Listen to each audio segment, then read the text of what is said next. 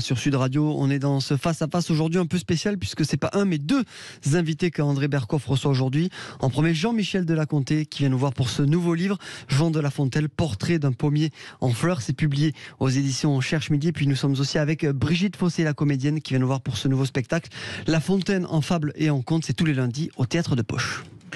Alors je vais vous dire mon plaisir, notre plaisir ici, c'est que vous avez vu, on a beaucoup parlé, il y a des drames, il y a la guerre à tous les étages, il y a beaucoup de choses qui se passent, il y a la précarité, il y a même des choses terribles, le suicide, etc. On en a parlé avec les boulangers, avec les artisans, etc.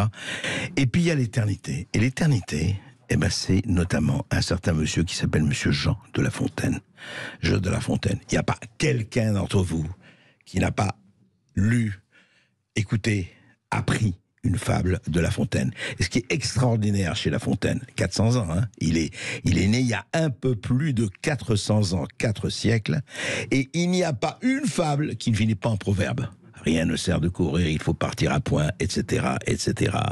Hein, on connaît que vous êtes joli, que vous semblez beau, le ramage, le plumage, etc., etc. Et alors on est très heureux d'accueillir Jean-Michel Delaconté, écrivain, essayiste, qui a écrit des merveilleuses biographies et qui est un défenseur assidu, remarquable et talentueux de la langue française. Il faut le dire, parce qu'en ce moment, la langue française, elle est pour le moins secouée. Hein, on va pas dire que c'est un chef-d'œuvre en péril, mais quand même, on peut le dire. Et puis, Brigitte Fossé, on la présente pas, comédienne, magnifique, conteuse, et depuis des années, elle défend la poésie, elle défend les auteurs, et elle est actuellement tous les lundis à 19h au Théâtre de Poche-Montparnasse à Paris. Allez-y, courez-y, j'y étais hier, c'était vraiment très beau, avec la pianiste Danielle Laval. Et voilà, La Fontaine en fable et en note, justement. Jean de La Fontaine. Et c'est quand même un moment de plaisir, parce que là, vraiment, on sort de ça, et on est encore une fois, dans le permanent, dans l'immanence. Alors, Jean-Michel Delaconté, alors ce Jean de La Fontaine, vous dites, le sous-titre, c'est Portrait d'un pommier en fleurs. Il a fait beaucoup de pommes, Jean de La Fontaine? Non, il n'a pas fait beaucoup de pommes, mais c'est une de ses amies, une grande dame, une des nièces de Mazarin, qui était une grande coquine, comme toutes les nièces de Mazarin par ailleurs. C'était un grand siècle de coquines, heureusement. Absolument. C'était très vivant et très vibrant. Et il se trouve qu'elle était la femme du gouverneur de Château-Thierry, oui. Ville de naissance de La Fontaine, qui se rendait souvent, presque toute sa vie, s'est rendu entre Paris et Château-Thierry. Il était proche de cette duchesse de Bouillon, la nièce de Mazarin, qui disait de lui: « Oh, monsieur de La Fontaine, il écrit si facilement, les vers lui viennent si facilement, qu'il est comme le pommier, les vers lui tombent comme ça, comme elles tombent du pommier, les pommes, comme les pommes tombent du pommier, voilà. » Ouais. Et alors justement... c'est faux d'ailleurs. Ce qui est faux. Elle a eu tort de dire ça. Mais on en parlera peut-être parce qu'il a une spontanéité extraordinaire, La Fontaine. On a l'impression effectivement qu'il pond les fleurs. Facilité incroyable, ouais. Mais en même temps... derrière, mais on en parlera peut-être, il y a beaucoup de travail. Alors justement, il y a beaucoup de travail, et aussi, dans votre livre, il est passionnant, je le recommande vraiment aux éditeurs, aux résistants, à tous ces gens de Sud Radio, à tous les hommes et les femmes, parce que il y a quelque chose de formidable, c'est que vous faites un portrait de La Fontaine. Au fond, on le connaît sans le connaître, on connaît ses fables, et vous dites, c'est en même temps un rebelle, c'est en même temps un marginal, il travaillait pas pour la cour, si, mais pas pour l'argent, enfin, c'était pas un courtisan, en fait, c'était quelque part un rebelle, un marginal, et avec une espèce de facilité, puis un jouisseur. Tout à fait. Un bon vivant, comme on dit. Ouais. Et alors, en quoi était-il comment ça se passait entre sa vie et son œuvre? C'est une très très bonne question, parce que généralement on tend à soit la vie, soit l'œuvre. Là, les deux sont intrinsèquement liés, parce s'il y a un mot qui définit au fond La Fontaine, peut-être, c'est la liberté, et c'est le naturel. C'est quelqu'un qui ne cache pas son jeu, mais en même temps, il respecte les règles du jeu. Hein. Oui, puis sous Louis XIV, il y avait intérêt quand même. Donc il y a cet aspect-là. Et puis par ailleurs, vous avez raison de le dire, moi c'est quelque chose qui m'a beaucoup plu chez lui. Je trouve que c'est un personnage très attachant, très très sympathique. Il a un côté bohème, et il aime bien lever le coude, il adore les femmes. Et si elles sont jeunes, c'est pas plus mal, voire très jeunes, mais c'est... Oui, non, mais il ne s'intéresse pas aux nymphètes virginales, pas du tout. Hein. C'est seulement littéraire quand il fait ça. Oui, Je vous ai bien lu. Mais vous avez tout à fait raison. C'est un grand rêveur, au fond. C'est pas un violeur. C'est le non. contraire d'un violeur. Ah non, pas du tout. Il y a même, sans y insister, mais pour que ce soit bien clair, bon, c'est un bohème qui aime les femmes. Bon, il est plus ou moins propre, mais ça, on s'en fiche. Tandis le coude, il est bien le bon vin aussi, les bonnes Il adore chairs, ça, la bien bonne sûr, chair, ouais. bien sûr, tout à fait. La bonne chair, tout à fait. Mais comme vous le dites, Brigitte, vous avez tout à fait raison. En même temps, c'est pas du tout un violeur. Et au contraire, il a la réputation d'être un homme qui respecte les femmes. Il a une jouissance du vocabulaire qui célèbre les femmes. Voilà. Et c'est une jouissance presque physiologique, bien Exactement. que ça passe par la littérature. Et le fait d'en Et quelle parler avec des littérature? amis, comme vous le dites, c'est déjà le comble de la joie et peut-être le nec plus ultra. Oui, oui. Alors qu'est-ce qu'il a, alors comment Jean-Michel Delaconté, comment il a vécu, parce qu'il y a eu quand même, il a eu des moments, on se rappelle tous, enfin tous ceux qui ont étudié l'histoire, il y en a beaucoup, la fameuse affaire du surintendant Fouquet, qui faisait de l'ombre à Louis XIV, et on sait ce qu'il en est advenu. Or, La Fontaine a pris la défense de Fouquet, ce qui c'était assez risqué à l'époque, non? Quelle fidélité. Oui, voilà. C'est ça, c'est la fidélité, en même temps la prudence. Parce qu'il faut faire un petit peu attention quand même. Non pas du tout que la monarchie absolue, ça veut dire c'est pas totalitaire. Enfin, c'est très autoritaire, bien évidemment. Donc, Fouquet, aux alentours de 1660, lorsque le roi Louis XIV prend le pouvoir personnel, la première chose qu'il fait, c'est qu'il abat Fouquet, qui était le surintendant des finances, donc je vous passe les détails. Et effectivement, La Fontaine, comme Madame de Sévigné, par exemple, faisait partie des intimes de Fouquet, qui est un mécène extraordinaire.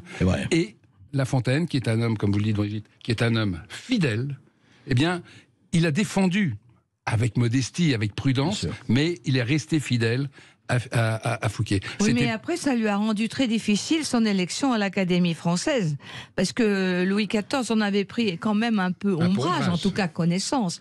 Oui. Et donc, heureusement qu'il avait beaucoup d'amis fidèles aussi qui l'ont aidé. Mais bon, ça, c'est l'Académie, oui, aujourd'hui, l'Académie, c'est plus ça du tout. Mais enfin, ça, c'est une autre histoire. Ce que je veux savoir, c'est comment La Fontaine, alors pour vous, et aussi, et Brigitte va en parler aussi, et on va surtout lire quelques fables absolument immortelles, mais d'où lui vient, enfin, je ne sais pas si ça peut s'expliquer, ce génie de la langue, ce génie de la formulation qu'il avait quand même, c'est extraordinaire. J'écoutais encore Brigitte hier à son récital au Poche Montparnasse, mais je vais dire, il dit en quelques mots, en ramassant toute la sagesse du temps. Ce rapport à la langue, d'ailleurs, il y a quelque chose de très classique, qui relève de la littérature classique. Mais sauf que chez lui, c'est porté au point de fusion, comme chez Pascal d'ailleurs. C'est l'économie des moyens. Il n'est pas du tout bavard, La Fontaine, sous cet angle. D'un trait, le héron, par exemple, le héron long bec, emmanché d'un long cou. Il a tout dit, quoi. Ouais, c'est décrit, c'est l'image. C'est complètement visuel. Et en plus, il y a chez lui, mais c'est le cas de tous les grands écrivains et tous les grands poètes, un sens de la musique extrêmement fort. C'est de la musique, ces fables. C'est pour ça que ça se retient bien aussi. Ça aide et ça se voit. Je dis de lui que c'est un rimeur, enfin celui qui fait des rimes, un rimeur visuel. On les voit. D'ailleurs, c'est pas hasard, s'il y a eu tellement d'illustrations de La Fontaine, c'est tout un art. Tout ça, c'est extrêmement cohérent. Et je pense que chez les enfants, c'est d'autant plus facile à apprendre, pas toutes les fables qui sont difficiles, les plus connues en tout cas, que c'est une musique et les gosses, ils sont accoutumés à ça en quelque sorte. Ils peuvent même les chanter. Oui, c'est vrai. Et juste un mot, ce bestiaire, ça lui est venu tout de suite, le bestiaire, en disant, allez, je vais prendre les animaux, malades ou pas malades, bien portants. Oui, vous savez, c'est propre aux fables. Ésope, on trouve la même chose, puisqu'après tout, c'est son modèle. Et puis, alors c'est un monde, on s'en rend pas bien compte, mais l'époque de La Fontaine, c'est une époque où les gens vivent avec les bêtes. Alors c'est curieux parce qu'en même temps les gens de la ville ne connaissaient pas tellement la campagne, comme aujourd'hui. Mais malgré tout, si j'ose dire, le parfum des bêtes était dans l'air. La ville était encore plus à la campagne qu'aujourd'hui. Mais bien sûr, c'est ça. Bien sûr. Et donc tout ça, et puis lui, j'en termine sur ce point, lui-même était maître des eaux et forêts, donc en Champagne, donc il connaissait ça, il avait de l'amour de ce qu'il avait, des animaux, des poissons, tout ça c'est très présent. C'est un monde complètement, c'est bizarre à dire, c'est un monde universel. Tous les éléments sont réunis chez La Fontaine. C'est son côté totalisant, merveilleux. C'est vrai.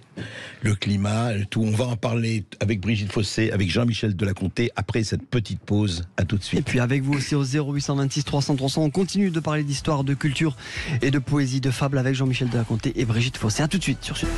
Jean de La Fontaine, portrait d'un pommier en fleurs, de Jean-Michel Delaconté au Cherche Midi. Vraiment un livre à lire parce que c'est un livre qui se déguste comme les fables de La Fontaine se dégustent. Vous savez, ce sont des millésimes, hein. On prend le temps. Et je me rappelle très très bien ce que disait Talleyrand à Fouché, hein, le vice et le crime. Il disait un verre de vin. C'est comme ce que les fables de La Fontaine, vous le prenez, vous le humez, vous le reposez, vous en parlez, et ensuite vous le buvez. Et ben voilà. Et Brigitte Fossé, avec Daniel Laval, au théâtre tous les lundis à 19h, au théâtre de Poche-Montparnasse à Paris. Et effectivement, et d'ailleurs, Brigitte Fossé, elle aime tellement le livre, elle est présidente du prix du livre Cogidi. Ah non, pas du tout. Non. Vous n'êtes pas présidente? Ah oui, si. Ah oui, c'est vrai, j'avais oublié. Oui, donc, en tant que présidente, je me vois comme membre du jury. En fait. Voilà, mais oui, mais enfin, vous êtes présidente quand même, ma chère Brigitte. Alors, on va parler. Alors, dites-moi, allez, une fable de La Fontaine. Vous les dites tellement bien.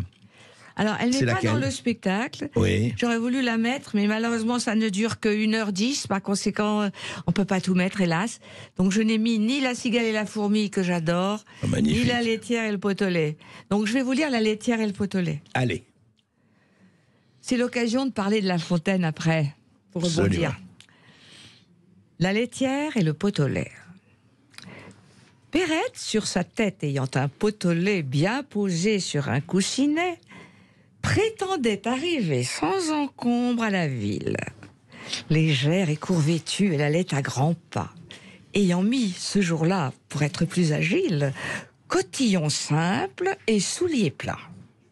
Notre laitière ainsi troussée comptait déjà dans sa pensée tout le prix de son lait, en employait l'argent, achetait un cent d'œufs, faisait triple couvée. La chose allait à bien par son soin diligent. Il m'est, disait-elle, facile d'élever des poulets autour de ma maison. Le renard sera bien habile s'il ne m'en laisse assez pour avoir un cochon. Le porc, à s'engraisser, coûtera peu de son. Il était, quand je lus, de grosseur raisonnable. J'aurai le revendant de l'argent, bel et bon. Et qui m'empêchera de mettre en notre étable, vu le prix dont il est, une vache et son veau que je verrai sauter au milieu du troupeau? Perrette là-dessus saute aussi transportée. Le lait tombe. Adieu, veau, vache, cochon, couvé.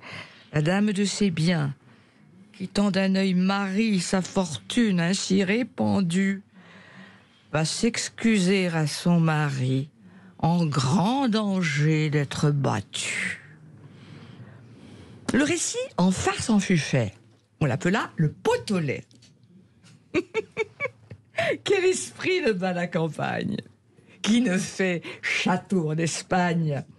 Picrocole, Pyrrhus, la laitière, enfin tous, autant les sages que les fous. Chacun songe en veillant, il n'est rien de plus doux. Une flatteuse erreur emporte alors nos âmes. Tout le bien du monde est à nous, tous les honneurs, toutes les femmes. Quand je suis seule, je fais au plus brave un défi. Je m'écarte, je vais détrôner le Sophie. On m'élit roi. Mon peuple même, les diadèmes vont sur ma tête pleuvant. Quelque accident fait-il que je rentre en moi-même? Je suis gros Jean, comme devant. Formidable, formidable. Jean-Michel Delaconté, c'est extraordinaire parce qu'il y a tout. Il y a la culture, parce qu'il fait appel aux anciens, etc. Il y a ces images incroyables, enfin tout, le gros Jean comme devant, etc., etc. Il y a cette morale simple qu'il donne. Analysez-nous ça. C'est assez extraordinaire quand même. D'abord, vous noterez, et d'ailleurs Brigitte l'a superbement lu d'ailleurs, c'est le mouvement. C'est fluide et en même temps c'est actif. Un peu comme au cinéma, ça pourrait être. Ouais. Bon, il y a ce côté-là. On voit très bien Perrette marchant comme ça. On la voit Hein, et elle fait des gestes, et c'est extraordinaire, vous noterez, c'est non seulement on la voit marcher, mais on la voit rêver. On la voit songer. On voit son songe, si j'ose dire. On voit son cerveau fonctionner. En quelque sorte. Ses rêves, oui. Ouais. En quelque sorte. Vous noterez aussi que dans cette femme comme en d'autres, naturellement, la présence, on en parlait juste avant, il y a la présence familière, coutumière des animaux. C'est un monde, encore une fois, rural qu'il décrit là. Et il y a cette idée profonde, c'est que la nature est là. Et vous noterez simplement, on ne va pas faire un commentaire trop long, mais entre la nature qu'il décrit, au sein de laquelle on est, il nous fait être, et en même temps, le naturel même de ces vers. C'est ça qui est extraordinaire. Vous noterez, pas une once de préciosité, rien de prétentieux, rien de forcé, aucun artifice. C'est le naturel. Et aucun cliché. Aucun cliché. Tout est réinventé. Comme ça. Et ce naturel-là, c'est le Graal de l'art classique. Être naturel, ce qui peut demander d'ailleurs beaucoup de travail, et beaucoup d'efforts. Mais il faut que rien ne grippe. Que rien ne grippe. C'est là où Jean-Michel de la Comté vous disait, oui, c'est un jouisseur, il aime la bonne chair, et la bonne chair C-H-A-I-R, et la bonne chair C-H-E-R-E, mais c'est un travailleur. C'est un orfèvre. 100 fois sur le métier, il remet son ouvrage. Absolument. Il n'était pas ami de Boileau pour rien, sur cet angle. Hein. Non, c'est vrai. D'un mot, c'est Paul Valéry qui raconte ça, mais il dit, en effet, analysant d'ailleurs un texte de La Fontaine, le premier vers nous est donné par les dieux. Mais toute la suite... c'est joli. Hein, toute la suite, il faut la construire et la former, ne serait-ce que pour avoir la cohérence d'un vers à l'autre. D'abord le don, et ensuite le travail. Formidable. Ce que j'aime aussi beaucoup dans cette fable, c'est la modestie et la tendresse de La Fontaine. Oui. Parce qu'il y a des moments où il est très cynique et très caustique. Mais là, il est d'une tendresse folle. Il aime Perrette, parce que Perrette, c'est lui. Et quand on dit que tous les personnages sont l'auteur, mais là, Perrette, c'est vraiment lui. Et le fait de penser à Perrette, qui fait un rêve et qui en est tellement heureuse, c'est un peu pour moi lui qui écrit des fables. C'est-à-dire que à travers le rêve et la création, il touche à une sorte de nirvana. Dans sa modestie, de lui, le pauvre gros La Fontaine, qui est là, en train d'écrire modestement dans la solitude. C'est beau cette solitude qui rayonne sur la joie, parce que vous dites dans votre livre une chose que j'adore, c'est que quand il était dans le monde, il n'était pas brillant. Oui. On attendait de lui qu'il récite des fables, qu'il fasse rire, qu'il soit un divertissement. Il n'était pas brillant, dans la conversation. Non, on lui demandait, on exigeait de lui d'être divertissant. Comme on peut exiger de toi, André, qui est un poète, allez, fais-nous rire, ou dis-nous une poésie. C'est un rôle qu'on t'oblige à jouer, t'as pas envie de le jouer tous les jours.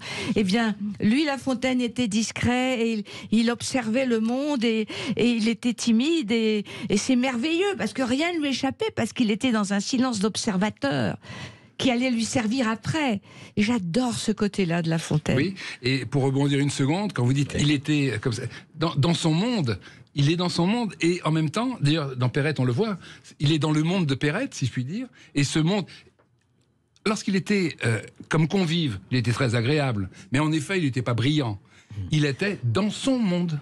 Et on disait de lui, il est original, mais pourquoi il était dans la lune? D'un seul coup, il se réveillait, et puis il se remettait à rêvasser, comme ça. Il était comme ça. Et vous voyez, il a un rapport très très fort. Et c'est pour ça que c'est tellement important, tellement beau d'ailleurs. Mais le songe dans les fables est omniprésent. Ah oui. Un songe, oui. Le songe est omniprésent. C'est un homme qui rêve. Et ce qui est étonnant, c'est vrai. Mais il rêve vrai. Oui.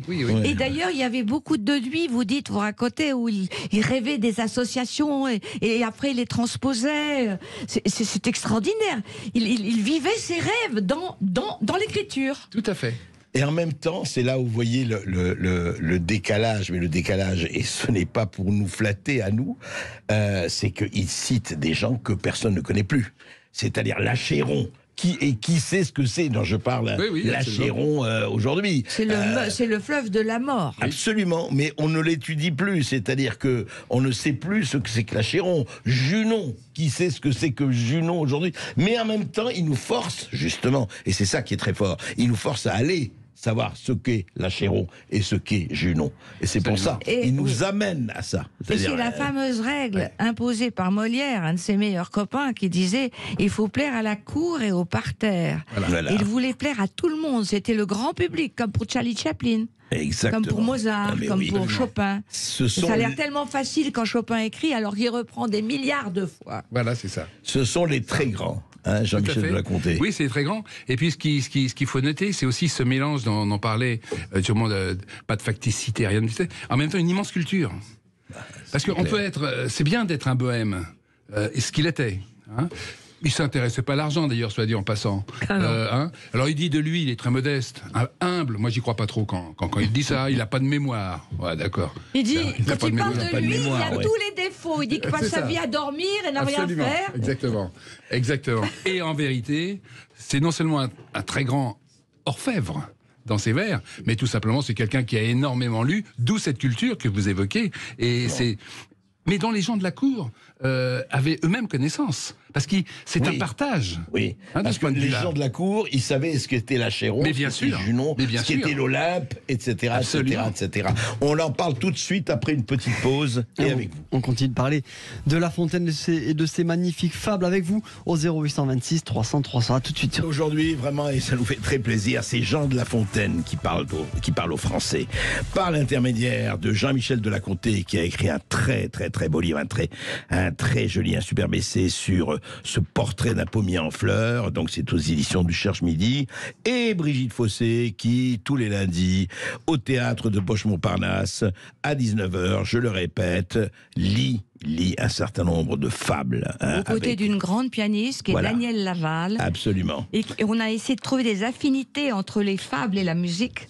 Quand on parle de la poule aux œufs d'or, on a la poule de Rameau. Quand on parle des oiseaux, on a le coucou de Daquin. On a des morceaux de Bach très sérieux. Après les animaux malades de la peste, puisque c'est la loi. Le Bach, c'est qui? C'est Jean-Sébastien ou Offen? Jean-Sébastien. Jean-Sébastien. Ou Playback? Oui, non, je sais. Jean-Sébastien. On a Michel Legrand, Nino Rota. Ravel, enfin des choses magnifiques. Et c'est très intéressant parce que comme il se baladait énormément dans la nature et qu'il allait tout le temps à Château-Thierry, là où il était né, j'imagine que, tu vois, entre la musique et la nature, il y a quelque chose comme une balade, comme ça, qui fait partie des moments où il ne parlait pas et où il écoutait. Absolument. Les rythmes. Mais justement, je voudrais peut-être, à un moment donné, on parle beaucoup de la nature, mais parler des salons, Jean-Michel de la Comté. Vous avez dit que le rôle des salons à l'époque, ce 18e siècle-là, était très important. Oui, parce que les salons, d'abord, c'est une socialité qui... Alors évidemment, c'est des milieux aristocratiques. C'est des milieux, d'ailleurs, je le note en passant avec un certain plaisir, les hommes et les femmes étaient dans une grande égalité. Oui, il faut le rappeler. Pas mal, il le dit dans ses fables, d'ailleurs. Tout à fait. Je ne suis pas de ceux qui disent une femme s'est noyée. Absolument. Voilà. Absolument. Il honore les femmes, il les respecte, il les admire, il les aime. Et dans la vie, il les respectait aussi. Tout à fait. Il ne se moquait jamais des femmes qui étaient soit trop cultivées, soit trop ignardes. Jamais. Précieuses.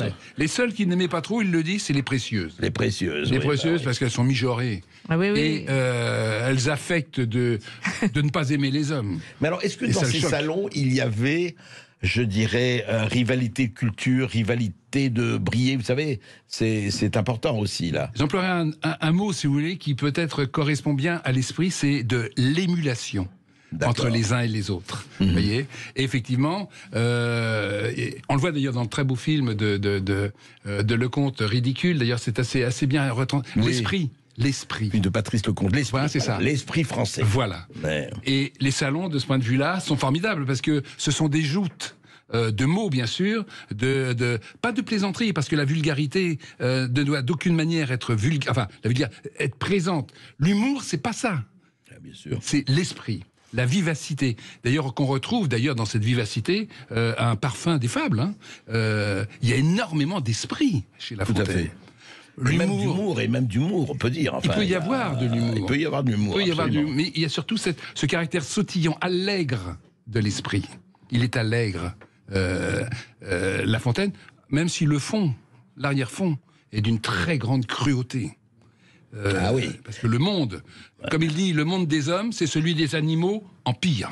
Ce qui est extraordinaire quand même, parce que si on lit les fables et on les écoute, etc., il ne parle que des rapports de force. Tout à fait. À un moment donné, c'est quoi?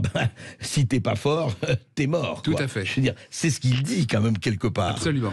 Et il dépeint une société qui est dure. Alors la société des salons, c'est autre chose. C'est la société d'une convivialité. Pas tellement sur le plan, vous voyez, comme on va dire des festins, c'est pas ça. Non, c'est des gens qui sont ensemble, assez nombreux d'ailleurs, et ils font une chose qui existe assez rarement maintenant, ou du moins beaucoup moins. Et souvent que Brigitte, elle fait au théâtre, à savoir des lectures publiques. On lit publiquement. c'est ça, les salons, on lisait par exemple l'œuvre de X ou de Y, etc. Ce qui fait d'ailleurs que Madame de Sévigné, elle était justement chez Fouquet une fois, il était là lui aussi, La Fontaine, et il lit un conte un peu licencieux, un peu libertin, comme il est, c'était vraiment un égrillard, un coquin. Et elle l'écoute. Hein, oui, allez-y. Un égrillard et un coquin doublé d'un homme profondément honnête et rigoureux. Tout à fait. Mais c'est un paradoxe qui est tout à fait extraordinaire. Oui. C'est le grand écart. Et vous savez, justement, Madame de Sévigné l'écoute. Oui. Réciter sa petite fable. Alors, pas une fable, non, c'est un conte. Personnel d'ailleurs, il parle d'une femme. Donc c'est La Fontaine qui récite ses fables, oui. C'est pas une fable, c'est un conte qu'il a écrit. Vous voyez, c'est encore du temps de Fouquet. Et elle l'écoute, ça lui plaît beaucoup, Madame de Sévigné, et elle décide, enfin, elle le lui dit, et ça lui fait très plaisir à lui. Elle dit, vous êtes un conteur. Parce que La Fontaine, c'est un homme qui sait compter, qui compte, qui raconte, mais qui raconte des histoires, absolument. Voilà. Moi, j'aurais aimé l'entendre une fois, j'aurais bien aimé connaître le son de sa voix. Ah oui. Et quand on voit son visage, on est très étonné. Parce que il y a un côté royal. Il domine. Vous voyez son portrait. Il est là, il est comme ça, il domine. Il est un petit peu. Mais plutôt bonté, beaucoup de bonté quand même. Il y a beaucoup de bonté, mais en même temps, il est à la fois le corbeau perché sur la branche, le renard et Louis XIV. C'est-à-dire que il réunit énormément de choses différentes dans son aspect. C'est vrai. Mais Jean-Michel, on va écouter d'ailleurs, Brigitte, je vais vous demander aussi de réciter un autre que vous connaissez, qui est dans votre spectacle ou pas, c'est vous qui choisissez. Mais juste pourquoi quand même, pourquoi, si on sait pourquoi, quand même, le La Fontaine licencieux, qui est quand même intéressant, est assez marginalisé, on peut dire, c'est le moins que l'on puisse dire. Oui, vous avez tout à fait raison. Ça lui a assuré une grande réputation, avant même les fables. Ah bon? Ah ouais. Il était connu pour être un auteur licencieux avant d'être en 1665. Ouais. C'est un auteur assez tardif. Il a un peu plus de 40 ans. Il sort, il publie exactement, les contes. Succès, grand succès. 3 ans plus tard, il a 45 ans, ce sont les fables. Ça commence par les contes. Et effectivement, les gens aimaient ça. Il a même eu des petits ennuis, pas très méchants, mais avec la police. Un peu plus tard. Parce que ces contes, ils sont pour l'époque. Oui, attendez, l'époque, oui. Attendez. Dans ces contes, c'est quoi? C'est des histoires de fesses quand même. Mais entre clair. Qui et qui? Il y a plein de religieux là-dedans. Et de novices. Donc l'Église, elle apprécie moyennement quand même. C'est vrai. Après, l'Église avait un pouvoir qu'elle n'a plus aujourd'hui. Bien sûr. Et ô combien. Ouais. Alors donc l'Église, le clergé lui a fait les gros yeux quand même. Et l'État est intervenu, mais ça n'a pas été bien méchant. Mais ça a reculé du même coup son élection à l'Académie française de 6 mois, malgré tout. C'est tout. Mais il n'a pas été poursuivi. Non, pas du tout. Non, pas du tout. Brigitte Fossé, qu'est-ce qu'on pourrait entendre? Les animaux malades de la peste.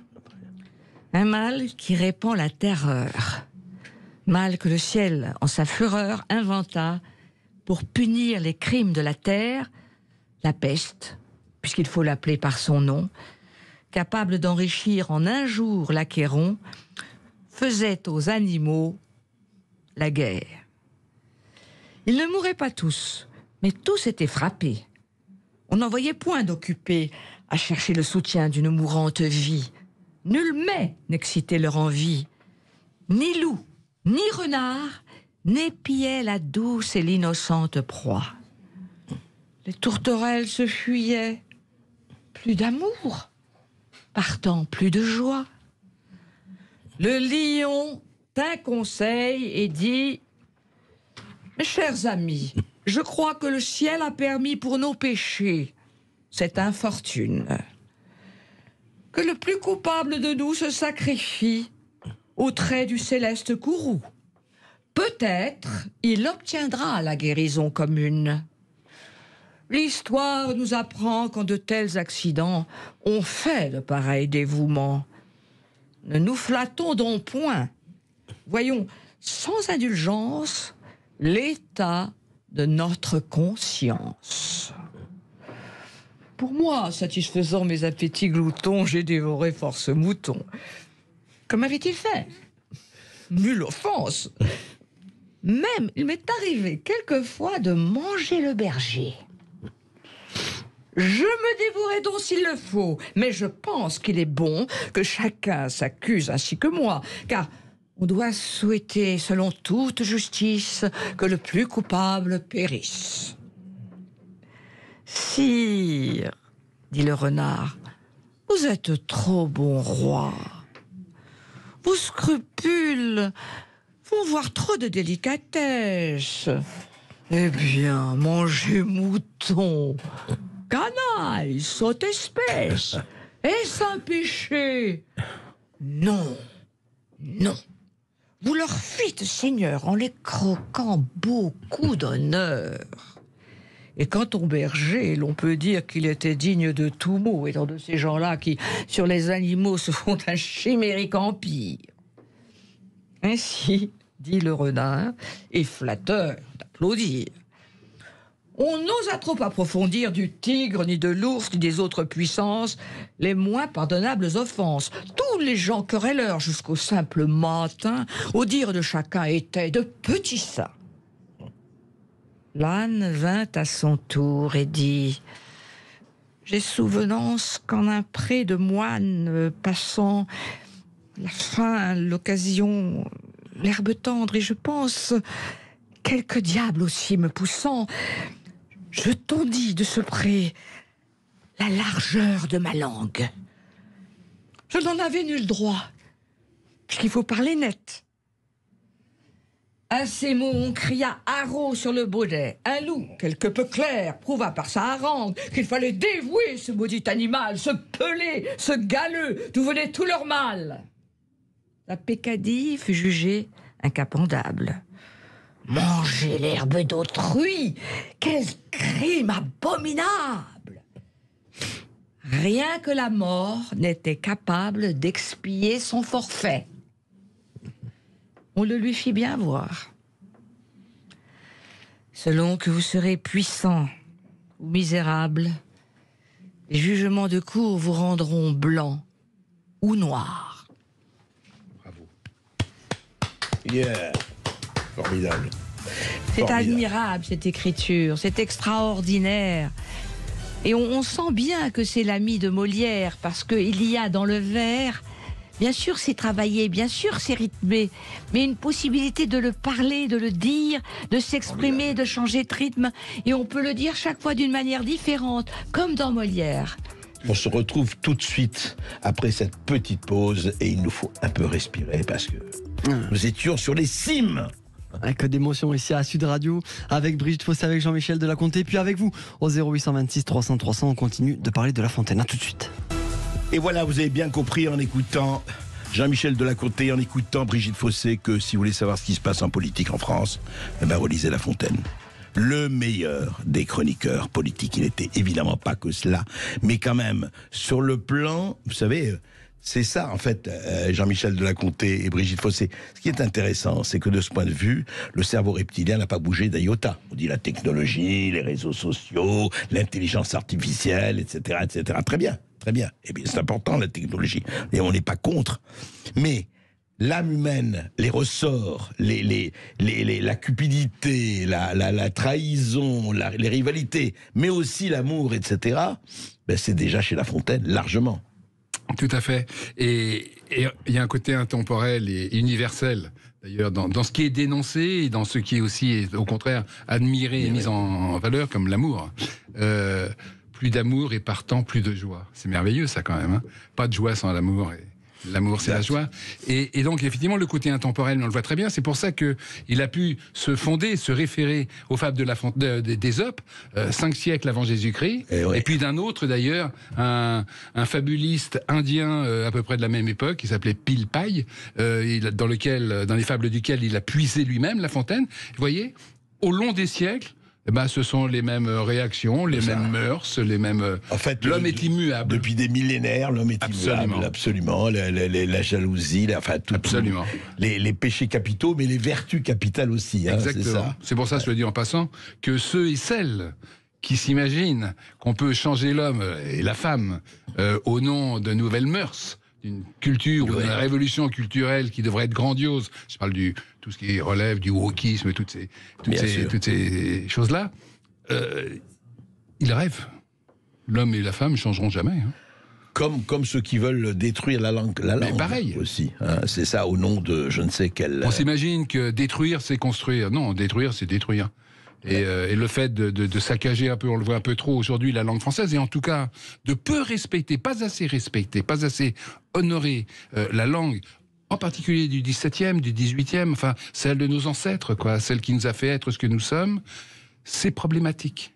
C'est pour ça que c'est un tel bonheur d'écouter et de lire La Fontaine, parce que là on se plonge dans une langue en plein épanouissement, c'est vrai. En pleine juvénilité. Et en pleine sève. C'est ça qui est formidable, c'est que ça a 4 siècles et c'est d'hier. C'est une langue toute neuve. Ouais. C'est une langue toute neuve aussi. Toute neuve, hein. Après la Renaissance, c'est une langue toute neuve, comme si aujourd'hui, j'ai l'impression, moi, que notre langue est toute vieille. C'est aux antipodes de la novlangue. Absolument. D'Orwell. Mais bien sûr.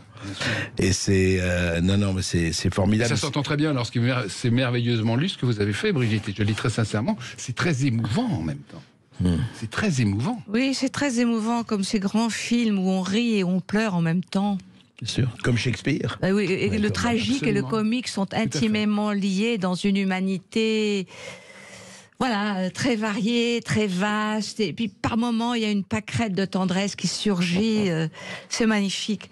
Tout à coup il y a la brume de tendresse qui monte malgré toutes ces horreurs, qui émanent de la guerre que se livrent les humains pour être eux-mêmes, parce que c'est vrai que il y a par exemple, il paraît que il y a une fable, vous en parlez, mais j'ai oublié laquelle, où on dit qu'un bienfait n'est jamais perdu, c'est-à-dire par exemple dans La Colombe et la Fourmi, il montre quand même que la tendresse et l'amour amènent l'amour, il le montre, parce que on peut pas dire que ce soit un pessimiste, La Fontaine, il a quand même en lui la contemplation de certaines belles choses dont il parle. Il ne se contente pas à décrire le noir, la noirceur, le glauque, qui fait que tout le monde après est déprimé en ayant lu les femmes. Pas du tout. Il y a la fête, il y a le plaisir, il y a la joie, il y a la pureté. Certains ans très purs sont décrits. Il y a tout. Et il y a, je rebondis là-dessus, la morale, l'éthique. Parce que, effectivement, dans La Fourmi et la Colombe, il y a cette idée, vous faites du bien, il faut se montrer, il faut honorer la gratitude. L'un des pires défauts, c'est l'ingratitude. En termes plus triviaux, cracher dans la soupe. Ouais. Moi, personnellement, il n'y a rien que je trouve plus ignoble que de cracher dans la soupe. Tout à fait. Et lui, il porte une passion pour le respect d'autrui, pour la gratitude. Et c'est très important. Et qui est lié à la fidélité. Et qui est lié à la fidélité, absolument. Au reste, oui. Et effectivement, du même coup, c'est le côté beau du monde. Je vous répondrai par une petite pirouette. C'est que quand j'ai été présidente de cette année du prix Cogédim, on a primé un livre de Marie Charelle où le verbe est absolument magnifique. Ce n'est pas mort. La langue française n'est pas morte, la culture n'est pas morte, elle est là à l'œuvre chez des auteurs, chez Bollé par exemple. Ah oui, ça, 1000 fois d'accord. C'est un homme qui a été cracheur de feu, absolument, qui a arpenté la campagne, qui vit dans le fin fond du Jura comme un ours. Mais il a lu beaucoup et il a vécu beaucoup. 15 000 volumes chez lui. 15 000 volumes. 15 000 volumes, formidable. Oui. Jean-Michel Delaconté, là, moi, la question est, d'ailleurs, je vous pose aussi, est-ce qu'aujourd'hui, à l'école, dans les écoles, on étudie Jean de La Fontaine autant qu'on l'étudiait à votre connaissance ou pas? C'est une question que je me suis posée en écoutant Brigitte Fossé hier, en vous lisant, en lisant le portrait d'un pommier en fleurs. J'espère qu'il est obligatoire. J'espère j'espère, parce qu'on n'a pas eu le temps de vérifier, que les écoles font étudier La Fontaine comme on l'a été, nous, dans notre enfance. Enfin, ça devrait être le cas en toute toute honnêteté, je ne sais pas si on l'apprend, je pense qu'on l'apprend encore. Je note quand même que le ministre Jean-Michel Blanquer, justement, il y a 2 ans, au moment du 400e anniversaire de la naissance de La Fontaine, avait pris la décision de remettre à tous les enfants qui sortaient du cours élémentaire, je crois, un recueil des fables. C'est bien. Quand même oui, pas mal. C'était 2021. Voilà, c'est ça exactement. 2021. Et bon, là, alors, je sais pas comment ça se traduit dans les faits, mais enfin, il y a une incitation qui mérite d'être relevée quand même. Absolument. Ma fille Marie-Adam, qui est professeure de théâtre à Boulogne-Billancourt, elle enseigne les fables de La Fontaine au cours de théâtre. Ah, oui. Et elle le fait vivre aux enfants, et les enfants adorent. Bien sûr. Ils sont tellement joyeux avec ça, c'est extraordinaire, ça les épanouit. Ils sont le méchant, le gentil, c'est génial. Et je rebondis un quart de seconde. Joyeux, vous dites, c'est vraiment ça. La Fontaine, il le dit lui-même d'ailleurs, et on le dit, c'est un homme qui est pour la gaieté. La gaieté. Sans doute parce qu'il est un vrai mélancolique et il a besoin de la gaieté. Voilà. Et il n'y a pas plus serviteur de la gaieté et de la joie que ceux qui veulent sortir de leur solitude. Vous savez ce que disait un réalisateur contemporain, Chris Marker, quand ils ont lui demandé de définir l'humour, il disait l'humour c'est la politesse du désespoir. Exactement. Et c'est assez beau. Alors il n'était pas désespéré, La Fontaine, mais quand même. Mais quand même. Parce que l'âme humaine, il montrait très bien, l'âme humaine, elle est terrifiante, quoi. Quelque part, elle peut être absolument terrifiante, quoi. Le corbeau et le renard, et surtout les animaux malades de la peste. Absolument. Par exemple, hein, je veux dire. Le loup et l'agneau. Enfin, le loup et l'agneau. Ah ouais, non, mais tout le monde se bouffe là-dedans. Une férocité incroyable. Et d'ailleurs, il n'y a pas besoin de morale dans le loup et l'agneau. C'est la seule où il n'y a pas de morale. C'est un constat, c'est un film dur. C'est un film violent. Gore, un film gore presque. Non mais ce qui est extraordinaire. C'est toi, c'est ton frère. La cigale et la fourmi. Bien sûr. Eh bien, dansez maintenant. Mais c'est cynique. Absolument. C'est vrai. Très cynique. Vous chantiez, j'en suis fort aise. Tout à fait. C'est fabuleux. Non, mais alors, je voulais dire vraiment, je crois qu'on a passé 1 heure. Je pense que vous avez tous dû apprécier et vraiment lisez le livre de Jean-Michel de la Comté, Jean de La Fontaine, Portrait d'un pommier en fleurs. Encore une fois, c'est du plaisir. Et puis, allez voir Brigitte Fossé et Annie Laval tous les lundis à 19h au théâtre de Poche Montparnasse. Parce que, encore une fois, vous savez, ces plaisirs deviennent extrêmement rares et surtout précieux. Il faut le savoir, dans un temps où les sens ont changé de mots et les mots changent de sens. Donc, il est très important de revenir aux mots, aux vrais. Merci d'avoir été avec nous et je vous confirme André que c'est bien encore enseigné à l'école et surtout à l'école primaire. Tout de suite, très bien.